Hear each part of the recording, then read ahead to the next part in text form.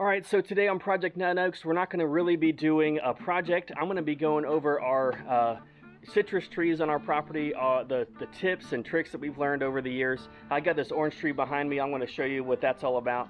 We have 4 types of citrus trees here in our property here in kind of south coastal Georgia.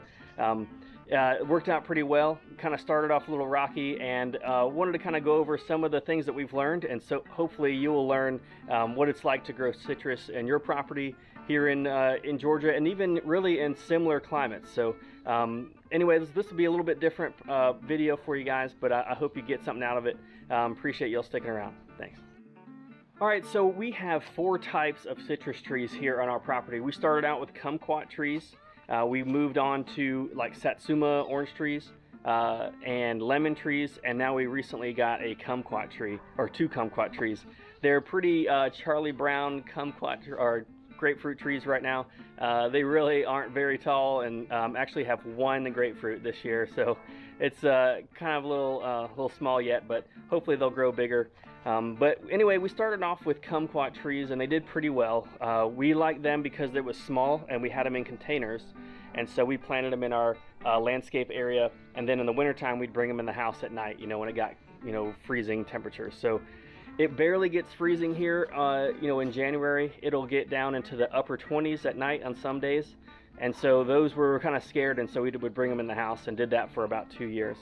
And so that worked out okay, but it gets kind of tiring of remembering at 10 o'clock, oh, I got to go out and move the kumquat trees out front and bring them into the house, and it's kind of an ordeal. So we decided to let's just plant them outside. Let's just do that. So we decided to plant them in this landscape area behind our house. You can kind of see how some of it is here. This is the orange tree, but it's kind of along the back side of our house on the porch here. So we did that, and about 2 years later, the trees have shot up and about doubled in their size. So doubled size, doubled the production of the kumquat. So it turned out pretty well, and actually we didn't have much damage from frost and cold since then. So it's been actually pretty successful. So we take that as, well, we can plant them outside now, so let's get more. So we started getting 2 orange trees next, and then we got 2 lemon trees. So you can see the orange tree here. It's we've already picked a lot of the oranges, so they're maybe about half of them are gone. But this is pretty tall. They're maybe about 12 feet tall or so, and have done really well. So kind of the location is key for your citrus trees here in our climate. I put them next to the house, mainly because I was hoping that the house would kind of radiate some heat in the nighttime, and that would give it a little bit more temperature for it to keep it from freezing. And so that has helped. I have had to cover it a little bit here and there when it got extremely cold. Actually, about 2 to 3 years ago, we had a snow down here, and that hasn't happened in about 30 years. So had to kind of scramble and put tarps and blankets and actually beach umbrellas over the citrus trees. We didn't have much, just used what we had, and we got beach equipment, so we just threw it over the trees, and that worked out really well just to keep the snow off of the trees. And that was on for about a week, and then and they did fine. No problems there. In kind of your standard everyday cold, where it gets down to like 29, 30 degrees, where a frost would occur, we have right up against the house, again, so that helps keep it a few degrees higher. But we also have these really large live oak trees that hang over the house a little bit, and over these orange trees and lemon trees. And so that kind of makes a shield of sorts that kind of protects from that frost that's coming down.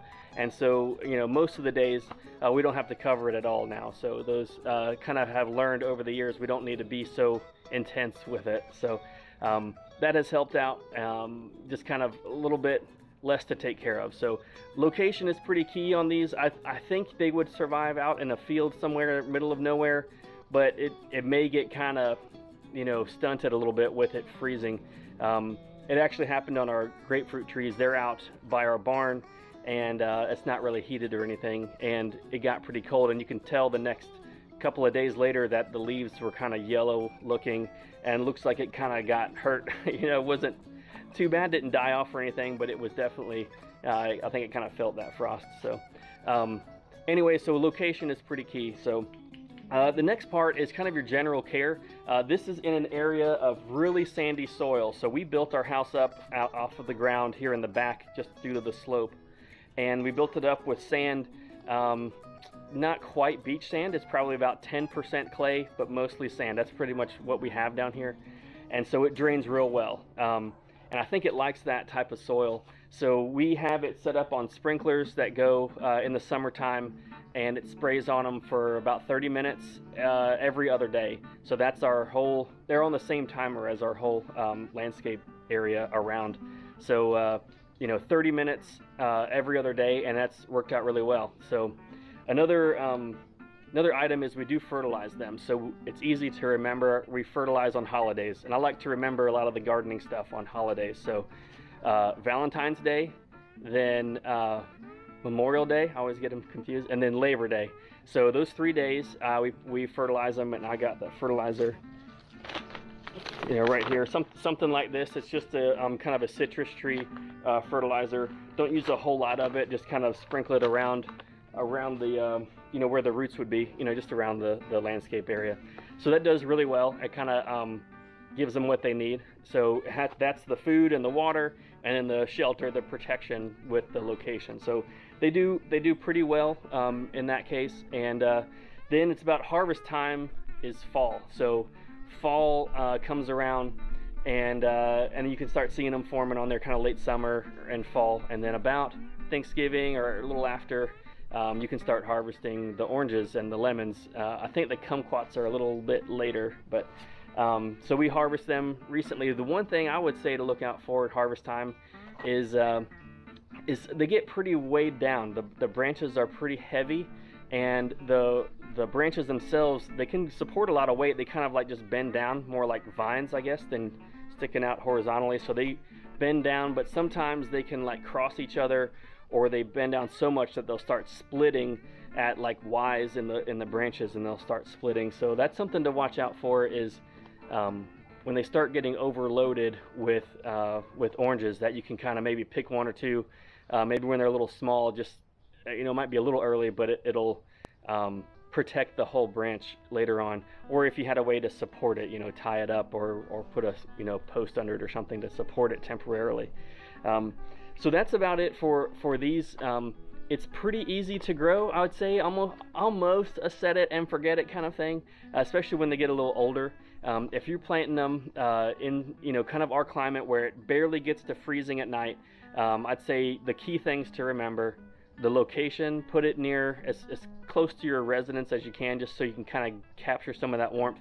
If you can't, you can get it within distance of maybe an extension cord, and then put some Christmas lights, kind of those old school, you know, incandescent bulb lights around it, and Christmas lights to help protect it. And also, if it's not too far away from your house, if you had to go put a blanket on it, you're not, you know, remembering at 10:30 having to walk out there and walk a whole distance away from your house. You're able to just kind of walk out there real quick and throw a blanket over it for the night.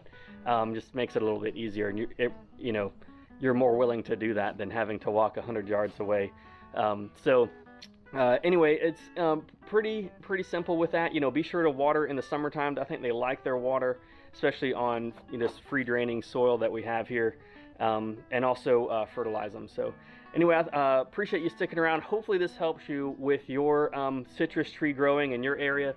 If you have any questions, let me know. I'm trying to kind of think about all the different scenarios that we had and what we've learned.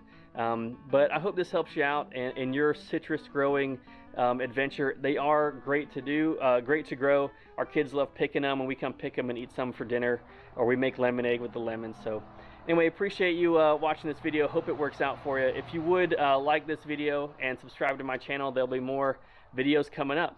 Thanks.